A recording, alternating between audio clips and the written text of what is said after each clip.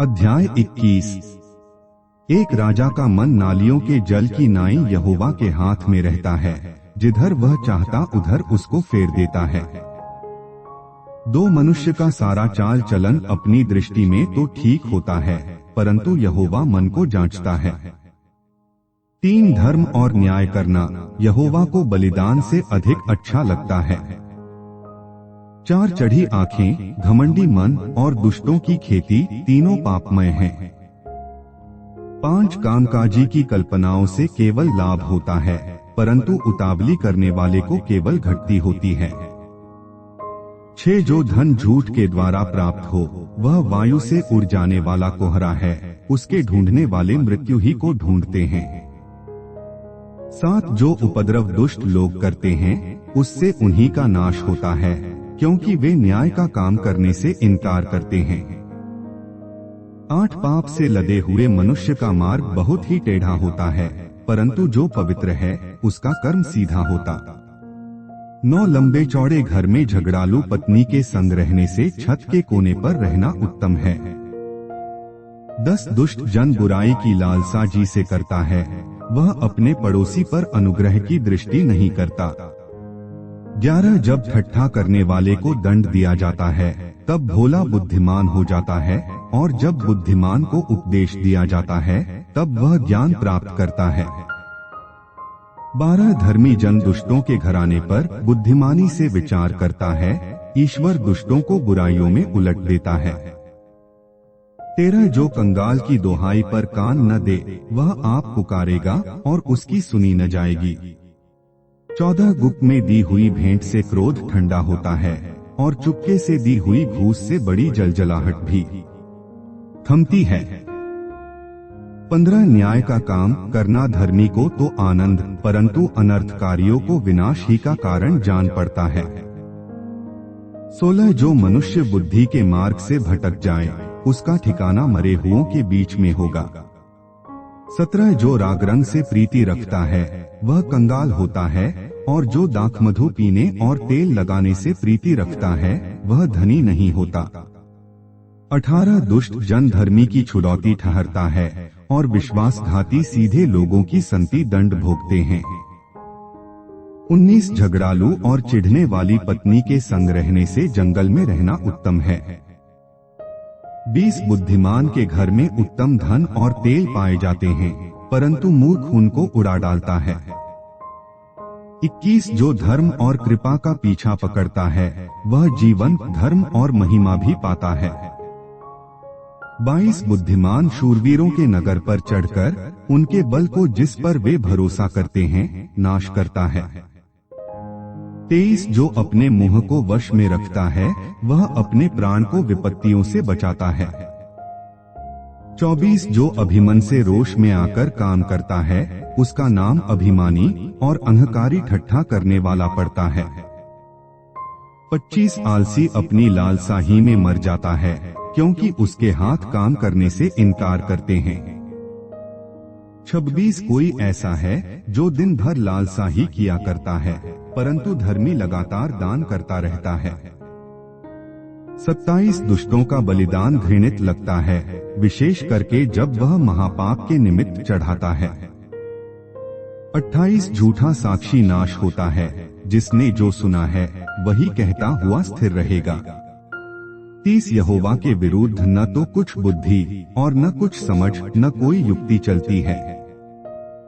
31 युद्ध के दिन के लिए घोड़ा तैयार तो होता है, परंतु जय यहोवा ही से मिलती है। अध्याय 22। एक बड़े धन से अच्छा नाम अधिक चाहने योग्य है, और सोने चांदी से औरों की प्रसन्नता उत्तम है। 2 धनी और निर्धन दोनों एक दूसरे से मिलते हैं, यहोवा उन दोनों का करता है। 3 चतुर मनुष्य विपत्ति को आते देखकर छिप जाता है, परंतु भोले लोग आगे बढ़कर दंड भोगते हैं। 4 नम्रता और यहोवा के भय मानने का फल धन, महिमा और जीवन होता है।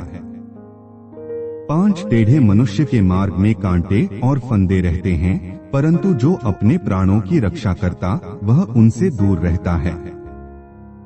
6 लड़के को शिक्षा उसी मार्ग की दे जिसमें उसको चलना चाहिए, और वह बुढ़ापे में भी उससे न हटेगा। 7 धनी निर्धन लोगों पर प्रभुता करता है और उधार लेने वाला उधार देने वाले का दास होता है। 8 जो कुटिलता का बीज बोता है वह अनर्थ ही काटेगा और उसके रोष का सोंटा टूटेगा। 9 दया करने वाले पर आशीष फलती है, क्योंकि वह कंगाल को अपनी रोटी में से देता है। 10 ठट्ठा करने वाले को निकाल दे, तब झगड़ा मिट जाएगा और वाद विवाद और अपमान दोनों टूट जाएंगे। 11 जो मन की शुद्धता से प्रीति रखता है और जिसके वचन मनोहर होते हैं, राजा उसका मित्र होता। 12 यहोवा ज्ञानी पर दृष्टि करके उसकी रक्षा करता है, परंतु विश्वासघाती की बातें उलट देता है। 13 आलसी कहता है, बाहर तो सिंह होगा, मैं चौक के बीच घात किया जाऊंगा।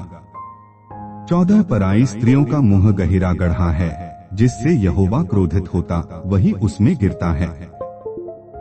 15 लड़के के मन में मूर्खता की गांठ बंधी रहती है, परंतु छड़ी की ताड़ना के द्वारा वह उससे दूर की जाती है। 16 जो अपने लाभ के निमित्त कंगाल पर अंधेर करता है और जो धनी को भेंट देता, वे दोनों केवल हानि ही उठाते हैं। 17 कान लगाकर बुद्धिमानों के वचन सुन और मेरी ज्ञान की बातों की ओर मन लगा। 18 यदि तू उसको अपने मन में रखे और वे सब तेरे मुंह से निकला भी करें, तो यह मन भावनी बात होगी। 19 मैं आज इसलिए ये बातें तुझको जता देता हूँ कि तेरा भरोसा यहोवा पर हो। 20 मैं बहुत दिनों से तेरे हित के उपदेश और ज्ञान की बातें लिखता आया हूँ। 21 की मैं तुझे सत्य वचनों का निश्चय करा दूं, जिससे जो तुझे काम में लगाएं, उनको सच्चा उत्तर दे सके। 22 कंगाल पर इस कारण अंधेर न करना कि वह कंगाल है, और न दीन जन को कचहरी में पीसना। 23 क्योंकि यहोवा उनका मुकद्दमा लड़ेगा और जो लोग उनका धन हर लेते हैं, उनका प्राण भी वह हर लेगा। 24 क्रोधी मनुष्य का मित्र न होना और झट क्रोध करने वाले के संग न चलना। 25 कहीं ऐसा न हो कि तू उसकी चाल सीखे और तेरा प्राण फंदे में फंस जाए। 26 जो लोग हाथ पर हाथ मारते और ऋणियों के उत्तरदायी होते हैं, उनमें तू न होना। 27 यदि भर देने के लिए तेरे पास कुछ न हो, तो वह क्यों तेरे नीचे से खाट खींच ले जाए। 28 जो सिवाना तेरे पुरखाओं ने बांधा हो, उस पुराने सिवाने को न बढ़ाना। 29 यदि तू ऐसा पुरुष देखे जो कामकाज में निपुण हो, तो वह राजाओं के सम्मुख खड़ा होगा, छोटे लोगों के सम्मुख नहीं। अध्याय 23 1 जब तू किसी हाकिम के संग भोजन करने को बैठे, तब इस बात को मन लगाकर सोचना कि मेरे सामने कौन है। 2 और यदि तू खाओ हो, तो थोड़ा खाकर भूखा उठ जाना। 3 उसकी स्वादिष्ट भोजन वस्तुओं की लालसा न करना, क्योंकि वह धोखे का भोजन है। 4 धनी होने के लिए परिश्रम न करना, अपनी समझ का भरोसा छोड़ना। 5 क्या तू अपनी दृष्टि उस वस्तु पर लगाएगा जो है ही नहीं। वह उकाब पक्षी की नाई पंख लगाकर नीत संदेह आकाश की ओर उड़ जाता है।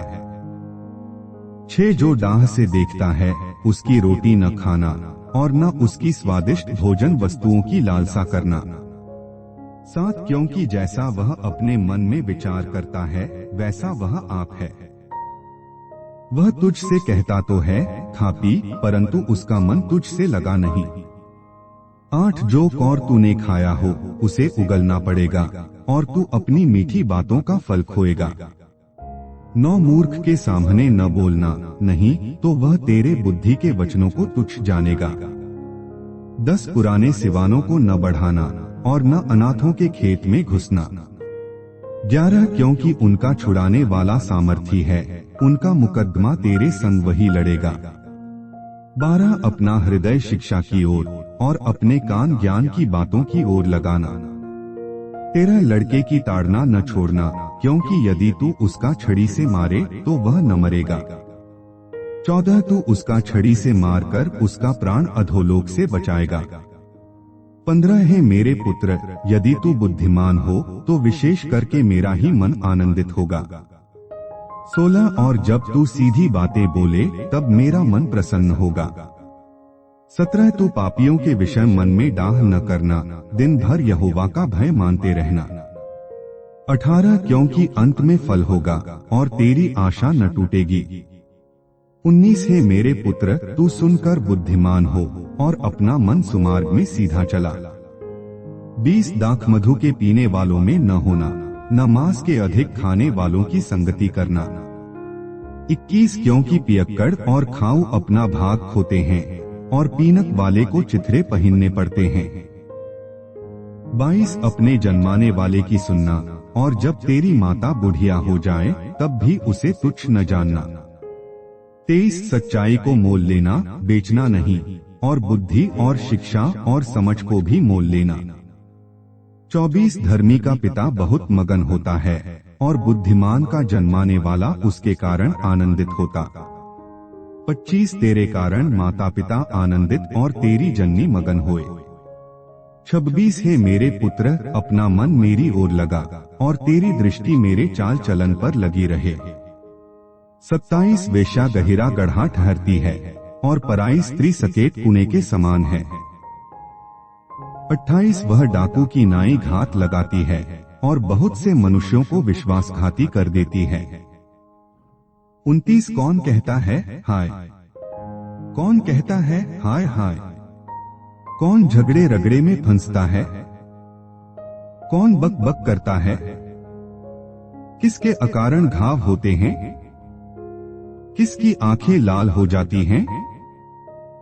30 उनकी जो दाखमधु देर तक पीते हैं और जो मसाला मिला हुआ दाखमधु ढूंढने को जाते हैं। 31 जब दाखमधु लाल दिखाई देता है और कटोरे में उसका सुंदर रंग होता है और जब वह धार के साथ उंडेला जाता है तब उसको न देखना। 32 क्योंकि अंत में वह सर्प की नाई डसता है और करैत के समान काटता है। 33 तू विचित्र वस्तुएं देखेगा और उल्टी सीधी बातें बकता रहेगा। 34 और तू समुद्र के बीच लेटने वाले व मस्तूल के सिरे पर सोने वाले के समान रहेगा। 35 तू कहेगा कि मैंने मार तो खाई परंतु दुखित न हुआ, मैं पिट तो गया परंतु मुझे कुछ सुधि न थी। मैं होश में कब आऊं, मैं तो फिर मदिरा ढूंढूंगा। अध्याय 24 एक बुरे लोगों के विषय में डाह न करना और न उसकी संगति की चाह रखना। 691 2 क्योंकि वे उपद्रव सोचते रहते हैं और उनके मुंह से दुष्टता की बात निकलती है।